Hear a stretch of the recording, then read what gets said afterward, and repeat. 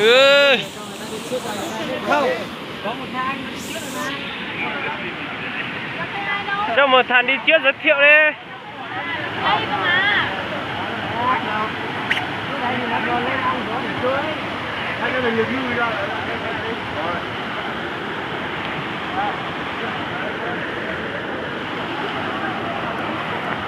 Đóng ở đây không? Đóng đi.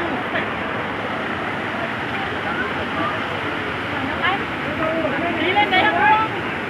Quẩn rồi. Chụp ra là video á. Phụ nhà đấy. Dạ.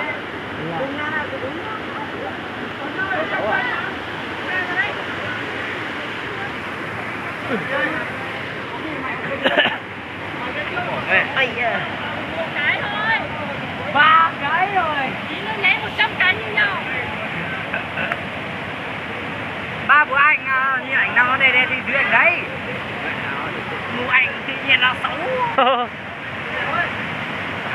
Giáp của nó giận giáp nó dưới là Ô. Quần rửa đồ chứ cả chặt tao đấy à.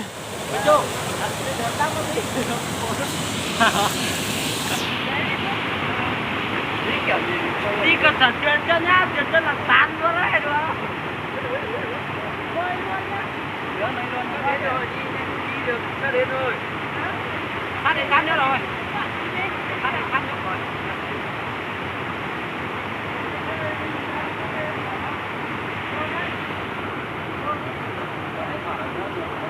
Đấy này hơi to gần. Đâu thế? Thôi đi, thôi đi, thôi.